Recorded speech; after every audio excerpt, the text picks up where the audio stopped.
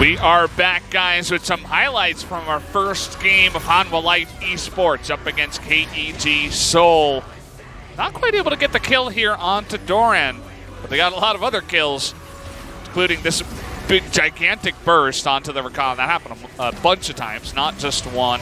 They were finally able to trade back, but after this play, that was pretty much the nail in the coffin for the side of KEG. Action was definitely backloaded in this one. We didn't have a lot of kills in the early game, but the moment things got rolling, we saw the scaling from the side of Hanhwa Life really kick into high gear. It all turned at this moment where KG got a pick and then got a bit too greedy, wanted to make a highlight play in between two turrets. And after this, Hanhwa Life kind of put them out of their misery in about 5 or 6 minutes. It was actually pretty ruthless how the LCK team closed the door on these hopefuls here when it comes to the amateur scene stars in KEG. It's pretty insane, the amount of damage that a Pop Blossom can do once you get a fed Nico into your game. And, well, that's another time where the Rakan died immediately as well. After that was just a try of desperation here towards the end. But as you mentioned, it was kind of slow and steady, won the race. The scaling here for the side of Hanhwa Life was just too much for the other side, especially after Nico picked up her own stopwatch and eventually Zonya's. But the damage will also tell the tale. Ezreal, pretty out of control. I think we're definitely going to see some big focus on picking up that Ezreal in the future. I think this is definitely my early kind of takeaway. If I want to have a hot take from 3 games that haven't been super competitive, is that I think Ezreal a little bit overtuned when it comes to champions. I think a lot of his balancing decisions were around old item builds and old meta and how the game played before. Now with the buffs that really allowed him to hit that 50% win rate in solo queue, feels like they've really put him over the edge when it comes to competitive play. Ezreal's looking pretty damn fearsome, if you ask Papa Smith. Yeah, I mean, you put them into the hands of someone who's halfway decent at the champion. I mean, we're watching Songyun, who has been quite good at the Ezreal, but also Mu on the side of GC, Busan coming in here and turning heads, even on Reddit. There was a thread about the games that were had, and a lot of people were talking about Mu and how he's, quite good. The bottom lane there for GC Busan, very solid overall, but definitely the Ezreal showing his stuff more so than any other pick that we've seen so far in these 3 games. And now the question is, we're going to be going into game number 2 where Hanhwa Life definitely still are favored, but can KEG actually turn it around and take a game off of them? There were moments where they had that solo queue flare, and it's like, yeah, they're good mechanically, but as a team so far, with no coach really, they're just doing their own pick and ban. Definitely a step below Hanhwa Life. Definitely a brains trust, like you mentioned. No coaching staff for this KEG roster. Thought there might be a trainee coach thrown in there, but no, it is going to be the wits of these definitely mechanically talented players. And like you say, we saw some of those flourishes in game number 1. Let's see if they get it back onto some comfort. A lot of targeted bans came through from Hanhwa Life in game number 1. We see Linlin on the left. I'm sure Woong is around the players as well. The side of Hanhwa Life. Let's see if Hanhwa Life can close this one up. Interestingly, we will not see any substitutions. So for today, no Tal, no Mujin, and also no Lava. Potential we see 3 out of 5 players change for their next round matchup, or maybe this is the new A squad with how scrims have been going for Hanhwa Life. Could be. I mean, I always felt like someone had a lot of potential, but Tal also gave me that kind of feel. But we'll have to wait and see how things do go for the top lane and for the rest of the lineup here for Hanhwa Life. So now Hanhwa Life on to the blue side. KEG Seoul going to be picking it up on the red. First ban on blue side will be the Victor. Already a change in bans in game number 1. The Aatrox and the Cassiopeia were the first 2, and then the Akali rounded it out on the red side for Hanhwa Life. Blue side changes things, so let's see what they play and what they don't. Because I think the Cassio is certainly in the wheelhouse of both Tempt and Samyu. I mean, are we even going to see a Cassio be available to play? Because we've seen it banned out so many different times. Every single game that we've had here, she's been banned out in the first rotation of bans. So that's 3 games in a row, 3 for 3 Cassiopeia bans. Would expect that trend to continue. Doran is going to be absorbing an Urgot ban. Of course, very frustrating to deal with Urgot and how tanky he was. But side of Hanhwa Life in game number 1. See if the Aatrox is going to be a red side ban or a blue side ban, because another first pick champion, and maybe if you're KG Seoul and have some players who have a lot of flair on a certain small amount of picks, maybe you roll the dice and say, we'll give you something strong to get comfort on Plex or Doran, mid main and top main respectively on the top 25 challenger ladder. Definitely going to have to see some kind of carry potential come out on the side of KG Seoul if they do want to somehow come back in this one. Definitely seeming like the big underdogs. Thresh going to be taken away. The thing that stands out right now is the Cassiopeia, but you've left Aatrox available. Definitely some other strong picks still in the wheelhouse of both teams. What are you going to ban here as KEG? Cassiopeia, Aatrox, Aurelia, even the Nico that we saw in the previous game can all be considered when it comes to first pick status. Already see a hovering on the Akali, maybe Hanhwa Life, putting some mind games in. Doran is 91 games, 60% win rate on the Akali. It's his most played, so I think Hanhwa Life expect him to lock it in on the red side here if available. The Aatrox is the really powerful flex pick, also one of the best abusers of the mid lane smite that you can take, and a potential jungler as well. So given all of that, Hanhwa Life download the analysis and just go with the first pick, Aatrox. Aatrox still an insane champion. He gets any amount fed or even just goes even. I mean, you have insane engage potential, your ability to stay alive for a long time in a fight. He's good in so many different lanes to be flexed. This is kind of interesting. Caitlyn's going to be picked up really early for the side of KEG Seoul. You were mentioning this is a bit of a solo queue strat coming in. Could definitely be Resolve Tree and going Demolish and just the 650 range to harass down and keep whatever bot lane you're facing in check. Caitlyn in the 2v2. Every AD carry knows the frustration of laning against a Caitlyn. Would love to see Songyun kind of throw it on its head and take a Draven into this. That'd be so cool to see. Not usually a Draven player, but Draven, one of those picks you can consider if you can all in against that Caitlyn, or could just try a Karthus and try to farm it out, something he's played before. Very possible on this patch. We'll wait and see, though. The Akali, no surprise, expected to be top lane Akali for Doran. Is going to come through. Xin Zhao, one of the bans the last time around by KEG, will be picked up here for Bano, so he's going to be unlocked.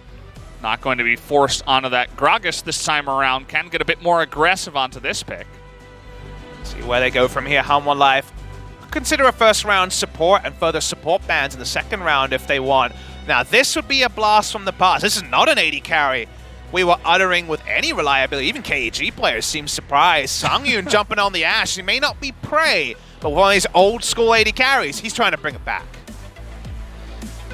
Definitely an interesting idea. She's got a bit of range on herself. Perhaps she can deal with the lane of the Caitlyn a little bit better than something like a Lucian can. And that's why Ashe came back into the meta. You'll remember around Worlds 2016, the fact that Ashe can all in the Caitlyn and also farm at 600 range, much more safe than the 550 range 80 carries. So it seems to just be going all the way back to the old school Rolodex, dialing up the Ashe and just trying to farm it out with a potential all in against Gomayusa. It's fun how, when the Caitlyn comes back, so does the Ashe, that kind of yin and yang when it comes to a matchup.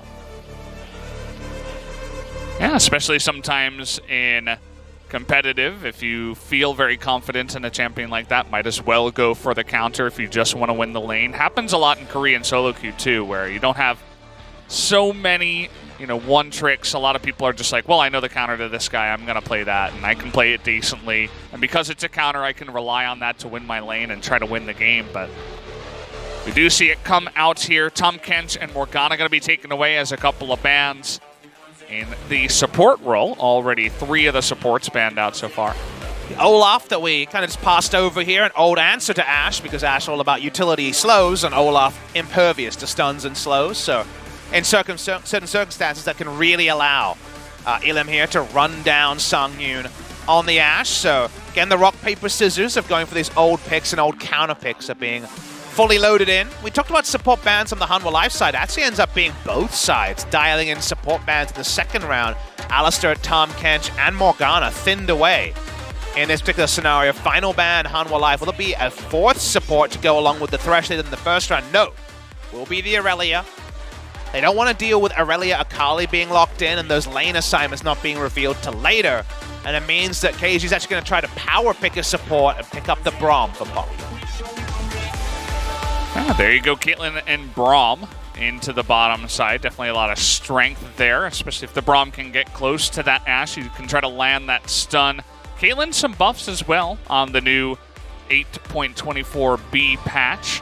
Her ult has a lot more range now across all the different levels, as well as her Piltover Peacemaker doing a lot more damage to the single targets. But we're getting spicy. It's going to be Key jumping back on the Leona, a favorite of his in the past. He's always been an engaged player. His Bard, of course, his most famous champion.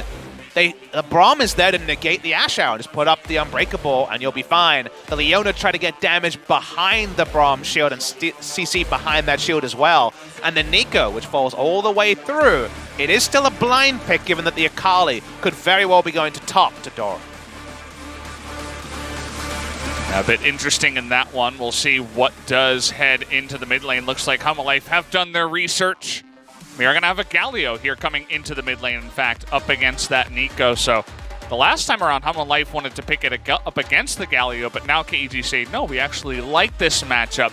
Let us bring the Galio into the mid lane.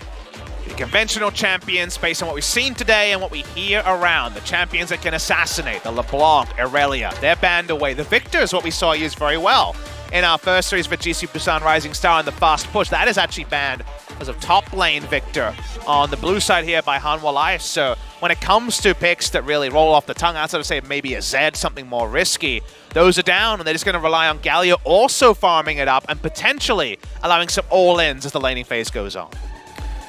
Yeah, we saw the potential as well of what you can do if you land your Justice Punch onto Nico, especially early game. We saw near misses the last time around where if Lee Sin landed a Q, the Nico was going to be dead for first blood early on in the game. So they liked the feeling of the lane, and no doubt they'll try for some attempts here onto Tempt. And here are your lineups coming into this one. Definitely, as the KeSPA Cup goes along, we'll get a sense of what the meta is. For right now, I feel like sometimes we're just counter-picking, we're just comfort-picking, and seeing what worked in Game 1 and stuff like that. So definitely interesting to see how the meta does adapt here and evolve as the KeSPA Cup does go along. Definitely felt like a counter-picking draft when we see Ashe of all champions rolled in to answer the Caitlyn.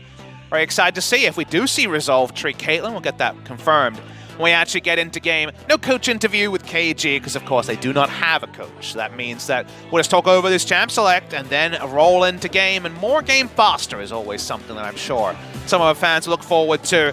To us, the big highlight, though, Doran. This guy is an Akali player, a huge Akali spammer in solo queue. Known as top main, you can go on op.gg, switch over to Korea, and type in top mains in all caps if you want to be extra flair. Top 25 challenger, 91 games, 60% win rate at top 25 challenger on that Akali. So an Akali main playing 8.24B Akali. Let's see if top main can do his best impression of what we saw in our first series. We've already seen some highlight play on this Akali. Yeah, and I always like to mention how this is a matchup. I mean, you're facing Aatrox. This guy is basically in every single Korean solo queue game if he's not banned out because, first of all, he's very strong, but he can be flexed into so many different lanes. So even if your top laner doesn't want to play him, maybe your mid laner can play him. Even the jungle can play him. So Aatrox, very common. Akali versus Aatrox. Doran, this might be his most played matchup for the Akali even. So should know exactly what he's doing. But it's going to be up to Sohan and Bono to shut him down. Can be very tricky to get maximum value out of the Shroud because Aatrox just starts pressing Q and that AoE is pretty damn large. So we'll have to wait and see how those things go. Let's throw us on the screen for just a moment. Don't think you have anything to worry about, but don't know. So we're not sure. We're not going to commit to either side because, I mean, the way this has been going, we've had some pauses. Sometimes we go straight into the game. They just said they want us to talk about pick and ban a little bit more because there is not an interview kind of fit into what they think the program should go along like. So yeah, pretty interesting one here. Do you think KEG have any chance at all with what they have drafted? I don't think realistically, because especially after losing game one with no coaching staff, with no people to pump you up or let you down, depending on what kind of player you are and how you react to a loss, it's going to be very, very tricky. So I'm definitely not going to baby or overstate anything, but I've really enjoyed how things have come together, and we got some interesting variables, like Doran showing us some Akali play. Could Akali get a big lead and potentially give them something? The answer to that is definitely yes, given how talented this player is. Solo, we saw Caitlyn bans into a Caitlyn early power pick from the side of KG. That, to me, also very interesting. We talked about it in the pregame, but that, of course, is the 16-year-old AD carry Gumayusi, who is Innovation, the famous StarCraft 2 pro gamer's brother, who's going to be coming through. So I'd like to see him on what seems to be, or what appears to be, some comfort. It's very much a learning experience for us on patch 8.24b, but also specifically these KG players, who are the unique players, who are not LCK players, not Challenger players. They're all about making a big splash. Let's see if they can do it. Yeah, so guys, good news. The game is ready. Doesn't look like we're going to have any technical issues before we do get into this game number 2. So here we go, guys. Enough of a podcast. We've had a lot of that today. How about some more League of Legends? League of Legends here at the KeSPA Cup, as we will move on into game number 2 of Group E of the round of 16. Level 1s have been pretty passive, but NiKo can do some very interesting things. And like we mentioned, jungle at the opening, just try and threaten the late invade. This is not really threatening a late invade if both Xin Zhaos go at the same time. That's just an invade. So don't do that. Let's go somewhere else, I say to tempt. But I love the mind games. There's so much extra chatter when NiKo's there for the level 1. Yeah. We have the players behind us pretty close, and we can hear them. It's all about I think and I know and things like that. It's so much conditional information. Now that, you know, for the longest time, if you saw a champion, it was that champion. No longer the world when NiKo was there. The entire game has been changed. Now it's Ashe. And I think this fake Songyun here, Tempt, is just having his fun. I mean, the Ashe auto attack animation is pretty good. You might prefer that. We were talking about this before, especially before you get that W passive. You might even just prefer that before you use any of your skills. But, of course, even at level 1, you're going to be trading with the Gallia. So, does switch back to real NiKo. Well, we're going to see, you know, old school real summoner spells from Gumayusi as well. There is no resolve tree here. That was the meta a few weeks ago. So a lot of champions taking that resolve tree on, especially the Caitlyn. But this is going to be fleet footwork, just about the movement speed, being able to sidestep a Braum Q is the big advantage you get there. Seeing Bono here very early. Oh, he wants that. Is going to trade Flash Cleanse for the Flash out of Leona. Definitely 100% worth it. Down into the bottom side, very clean. Didn't look like a lot of action, but already an advantage to Hanhwa Life in the bot lane. And that's what we call a value bet. When you trade your support's Flash for both summoners on the AD carry, it's a bonanza of advantage there. Just really surprised Gumayusi. Didn't want to die, didn't want to look silly in this big chance to debut on a big scene. So unfortunately for him, now no summoners, and Caitlyn's all about those extra autos, trading, harassing, and suddenly Caitlyn's going to be way on the back foot so he doesn't go down in the laning phase. Yeah, you do have the Braum to help you out a little bit, but as you mentioned, you're not going to be going past that midway mark. You're not going to be out pushing, trying to get into that disadvantageous position. It could be a bit hard. Bono there spotted on a ward, so they do know exactly where he was able to go, where he was going on his jungle path after going for that gank in the bottom side. Meanwhile, on the other side, Elim, for the side of KET, just farmed his right side of the jungle, went back and bought. He's a Predator jungle. We've seen this time and time and again in 2018. Went to his left side jungle, farmed that out. Where is he going to try to go here on some sort of gank is the real question. You look at the lanes where it comes to having a bit of an impact as the Olaf, Akali, don't want to gank pre-6. The Galio is, of course, the kind one. And just playing around mid lane, knowing Galio will have the potential to come join him. Puts down the ward and gets the very early information that Bono's here. Can't really take too many liberties when you're jungling against the Xin Zhao. Was actually the first time that Xin Zhao came back into the meta was in Challenger's Korea in summer season. Mostly as an answer to Olaf, because especially pre-6, he has some great all-in options. Olaf likes to stay low health and is clear. If Xin Zhao finds him at the wrong spot, just straight up kills him. It's definitely true. We return to the bottom lane. We've been seeing a lot more bottom lane in this game compared to other ones because it is, of course, Ashe Leona. Those weren't really words we were thinking we would say going into this one. We were saying, hey, Lucian, and, you know, maybe some kind of range support. We haven't really seen much of that here today. It's been pretty interesting to learn. Also, no KeSPA, another name we were talking about in the AD carry role. Just have not seen that at all in the bottom lane in all 4 games we've played so far. Haven't seen the bot lane carries as well, but KeSPA been frequently banned, so waiting to see. Again, we will only know in hindsight. It's only the first day of the KeSPA Cup, only 4 teams, only 3 of which are professional, and none of them LCK teams outside of Hanhwa Life, so very much the early brains trust here on patch 824B, which went live in Korea earlier today.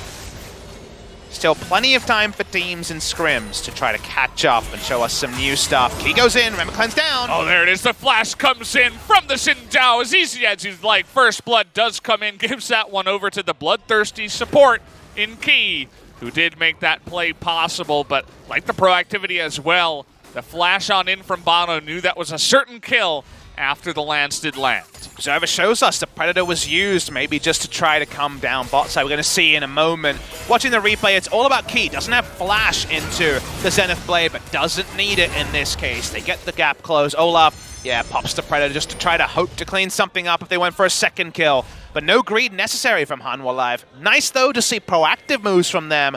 I had my words at the end of Game 1. Yes, you won, but you outscaled an amateur team. Is that the kind of win you want in patch 8.24B in the 2019 meta? So far, a level 2 gank into a return gank. Nice stuff, Hanhwa Live. Yeah, definitely could get a lot more aggressive with a lineup like this. You have the Leona, you have the Xin Zhao, alongside of Aatrox up in the top side. So would like to see Bono get aggressive. You mentioned before he did not have a win in the summer season of LCK last time around in 2018. Can he redeem himself by showing some good play in the KeSPA Cup is another question we had to ask about Hanhwa Life. And must be something that Hanhwa Life were able to detect in scrims and in practice, because of course Bono really did seem hapless in the summer season, not able to get any significant advantages, but all of BBQ's players outside of Trick have been recycled this year, so they still do have a lot of players in LCK. So, kind of like we said, there were many times we watched BBQ just kind of roll over and fall down in summer, and we said there's definitely talent on this roster, but these 5 players together aren't getting it done. Hanhwa Life agrees when it comes to Bono. Tempt, also a former player from BBQ Olivers. So it's nice to see that there was talent there. It's a confirmation of our suspicions that there are players that could still impact on the highest level.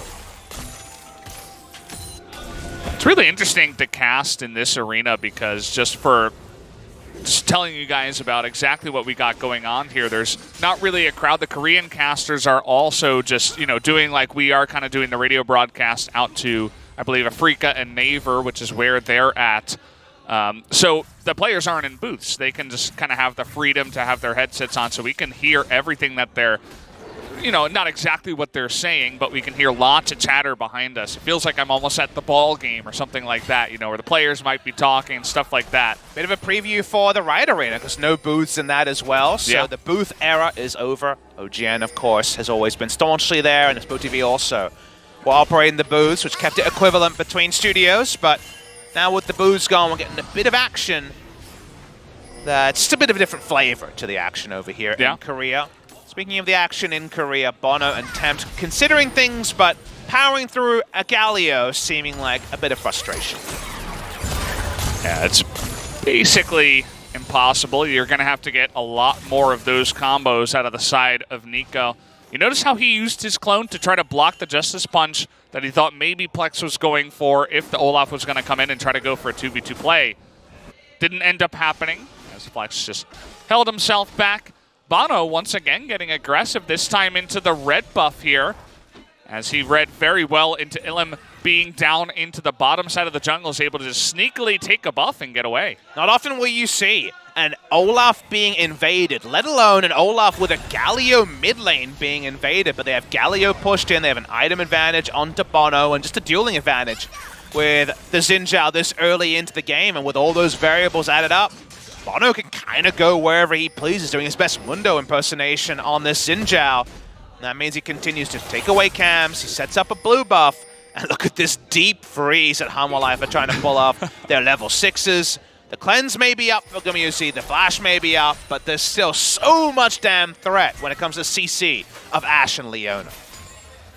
Yeah, the Braum will only be able to do so much, really has to be in perfect position to stop something like that. Really trying to get that stun down, and now it's Gumyusi trying to make it happen. We haven't seen too much plating being taken by many of these teams. I think maybe game 1 of MVP versus GC Busan, where GC Busan was able to put on some pressure, but not so far. 2 junglers going to pass in the night here, as Elim now is getting aggressive. Seems like both teams know something's up. Bono not able to flash away from that one. There it is. The pop-up comes in, but it's not enough damage to do anything to the tanky Olaf and the Galio. They're looking for another kill here, and now KEG Seoul is going to take down 2 members of Hanwha Life. That was a really great play coming in from KEG. To me, it's Tempt misjudging his damage. Olaf was done for. Sorry, the Xinjiao was done for very early in the piece. Thought he already had 2 AP items, doesn't, so ends up just being a second kill. Nice roam up first from Pop. That's the big surprise, is that the support roams up first. He's ahead of the play earlier than the enemy team. Look at Braum here, ahead of the play. Key is late to this on the Leona. Too late is Tempt. He goes down. Nice play from the side of KG.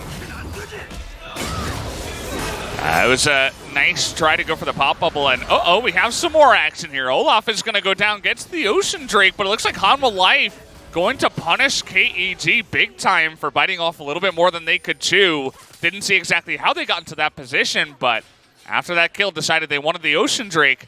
They get it, but they're punished for it. The surprise of the out-rotation, you heard that in our voice. It's a surprise that Hanwha Life made a good macro decision afterwards. That is, of course, the more expected thing. So on.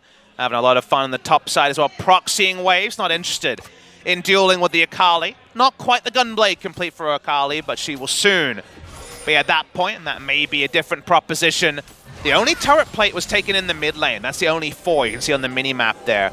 Almost the second plate is taken, not quite just yet, as KEG tried to reset and walk up and contest Tempt.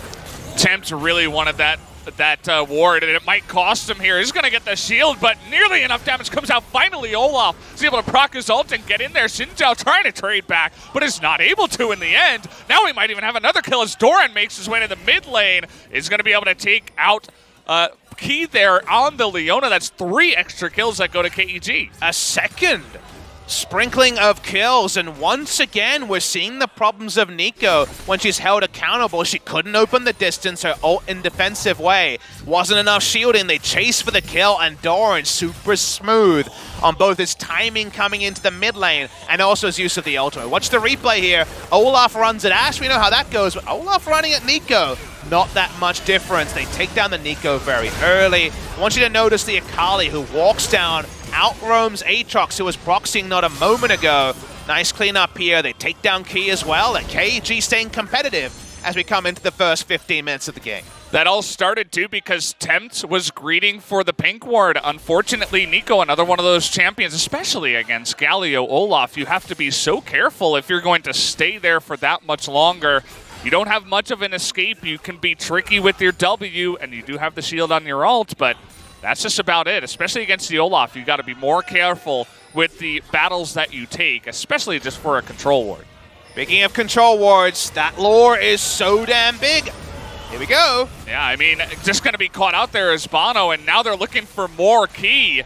Trying to save him here in the end is also going to be taken out. A double kill goes to Elim, as surprisingly here, KEG able to pick up even more as Hanwha Life look lost in this game. Hanwha Life keep just dropping it on their laps. Here's another kill. Here's another kill. Every control ward is a bait spot, apparently, when it comes to Hanwha Life. It happens again, and now they're looking for another kill. Sangin tries to go for the heal, doesn't realize he's up against 4 people. I thought maybe it was only the Olaf. That means a lot of gold should be able to go over to this team down the bottom side. Already 2 plates. We're got another 25 seconds here. 3rd plate coming down instantly. Extra armor and MR. Quick work done by the side of KEG. Damn, that is some cash money on that bot lane gank. They're sticking around. Less members, so that's going to be less resistances. I don't know if Braum should be the one to still be there, but it's all about the lane reset for the Olaf. He wants to go get his camp, so they get 4 checkpoints there. Cha-ching. And look what it is. It's a damn control ward here. I think Bono's going to have some stern words from the 3 coaches of Hanwha Life. Not sure what's going on. Maybe they just feel like they're too confident or ahead enough, but the collapse was swift there from the side of KEG. Definitely part of the reason why they get caught in a big way. At least Hanwha Life able to take this moment when KEG all have to go back after the bottom lane play. They get the Rift Herald here, give that one over to Bono, but the plates are down. and so less gold on the map. And we're 30 seconds away from saying something that I think Hanwha Life, it'll be like nails on a chalkboard to them. I think KEG has won the first 15 minutes. The early game here is being won by the amateur team with no coaches after already losing game one of the series. That is, look, it's KeSPA Cup. There's a lot of time to beta test things for Hanwha Life, but this is not a reality they hope they would be experiencing. And League of Legends is a game of inches at times too, you know, just staying over a little bit extra to get the pink ward, you know, staying a little bit too much in the enemy jungle, trying to get that pink ward once again, trying to get some warding of your own. Just a little bit too much, and only 2 kills means that immediately KEG get a big chunk of gold in their pockets that Olaf isn't just going to be a threat. Now he's going to have some extra items to be tanky, do a little bit of extra damage to kill the Nico or the Ashe faster. The Akali gets in there, gets some gold, has her own spikes faster. This all really matters, and even if it is amateur versus pro, this can happen. Now Bono's going to get caught out once again. He's going to go down to Umeyasu, who's going to also pick up a kill on the back of this one. He failed flashes as well, Valdez, right at the end. Yucky stuff there as Doran walks up to Tempt. Tempt could die real fast. Yeah, I mean, just not expecting to be dove there, but actually in the end is going to go down to the side of Plex, who's able to flash on in there and make that happen. No more resists go over on that hero's entrance, but still is able to save Doran's life. Suddenly, not many good places for Tempt to go and farm, and that's with his mid lane turret up. It's not going to be up for much longer, you would have to imagine, but Ki and Sangyun able to chase people away. Getting out-rotated here are Hanwha Life. Bono making some of those errors that made him really not necessarily leap off the page on BBQ Olivers. Hanwha Life Esports, they haven't lost the game yet. They are not 5,000 gold behind, but they're basically 5,000 gold behind in this game. They do not want to be playing for a third time, but maybe we're going to see 3 games in this series, because this Nico is much further behind than game number 1. Doran just going in and out of the smoke. Galio able to follow that one out. At least the turret will go the way of Hanwha Life. Didn't look like anyone was there to pick up the local gold either, so bit unfortunate, but Hanwha Life definitely behind in this one. And remember, top laner, top main, ranked 24 a few days ago. Elim is top 100. Their jungler, their mid laner is top 25 as well. They have talented players, and this game has felt a whole lot more like solo queue than competitive play, like game number 1 was. These guys excel in solo queue style. The meta changes, early fighting is prioritized, and Hanwha Life have chosen the wrong fights, and they're starting to eat a lot of humble pie in the first 17 minutes. Yeah, they definitely are total control in this game right now. Going to the side of KEG, you can't walk in your red side jungle. Everybody knows that feeling in solo queue where you've just lost all control of the game, no vision basically, because your support can't even roam alone. And you mentioned kind of playing on their level of solo queue. It's not really a good look if you're Hanwha Life, you're an LCK team, and you're kind of being put down to that level of, yeah, we're struggling on the pro level, we're playing like the solo queue level, and making the game go into what KEG are comfortable with. That's not what you want, and well, looks like maybe we're going to have another fight here as Doran, he's got his eyes on that Ashe. Remember, even though the turret is up, you can do creative things, Akali, with the Shroud. Speaking of Shroud, oh man, I love the way he dips in and out there, just predicting where the Aatrox would think he would go. Able to get a nice amount of burst damage with an electrocute proc onto him as well. Trades out that damage even though he was in the back line, essentially. And think about how this game will play out. Doran is an Akali main. We already talked about 90 games, 60% win rate, his most played champion. He's going to be happy in the 1. The 4 includes a Galio with 10 stacks, but speaking of the 4... well, you got to go for what you can get here, and the Brawl might just be it, but they trade it back as the ground pound comes on in. Finally, Tempt able to do a bit of damage, takes out the Akali. They're turning this one around, able to take out Galio. At least they're able to pick up 3 kills of their own on the backside, and finally, looks like KEG bit off a little bit more than they could chew. They could really have their way with the Nico before, but now Nico has a couple of items, and they opted into the Pop Blossom and popped just like the ability suggests. A couple of them go down, they chase too far. These are the sort of things you expect from KEG squads, even though they are mechanically talented. Galio ult is a little bit late, but doesn't provide resist. It still would have been a death to start it open, but it's here, diving into the Pop Blossom, and basically the Akali loses her life, vacates the team fight very early in the piece. I mean, he was diving into that Pop Blossom as well. Didn't see exactly how the Nico set it up, but you really got to be careful. It's definitely one of those abilities where sometimes it can be hard to engage with if you don't have your flash, if you don't catch someone off guard with a root or a stun or something like that. But if the enemy team is running into you, that's your favorite time as a Nico. You're like, okay, I guess I'll just ult 3 of you and get some free damage here.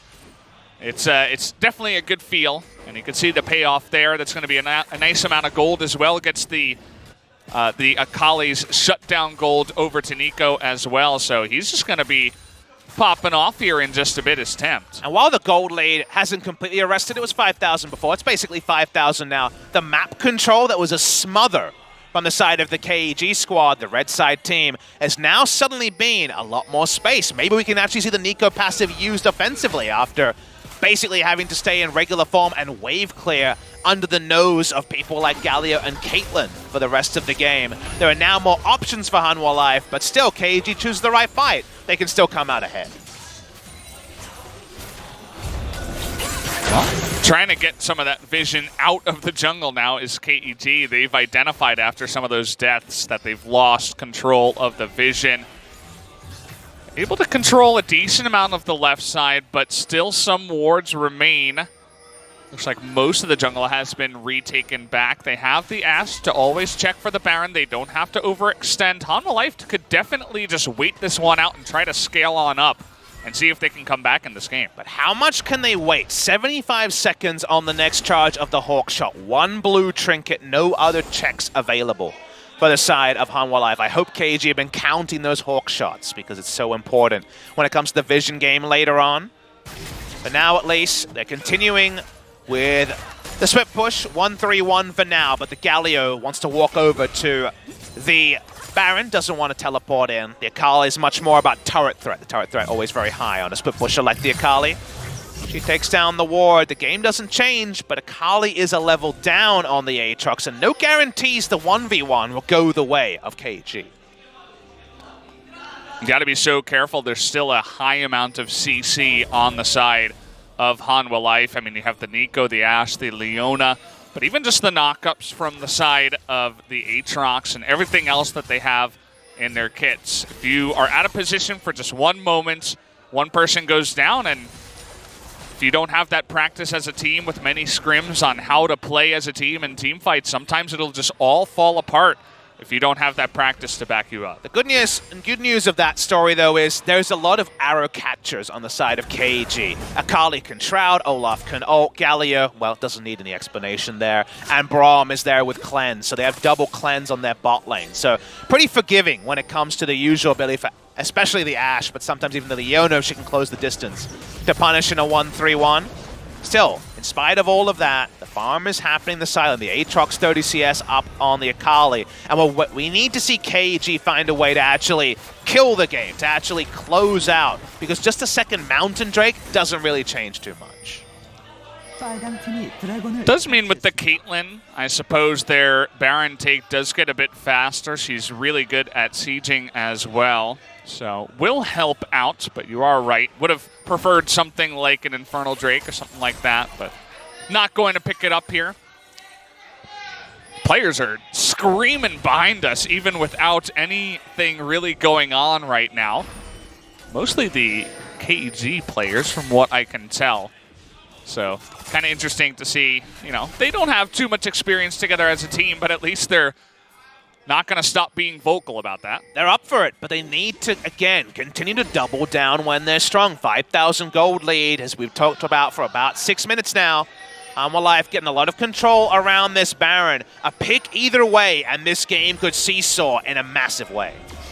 Okay, here we go. There's an arrow catcher for you. They're able to trade it back with the cleanse. Now Key has to ultimate to just try to get away from them. A bit of damage going back on a pop. They're able to flash, though, onto the Ashe, and nothing she can do to get away. Looks like this should be a total stomp as Caitlyn even getting on in there. It's only so on left over on the side of Hanwha Life, and he's got an Akali on his back here. Just going to wait for that ultimate to time out in just a moment. There's the flash shot, but the shutdown comes in from Doran.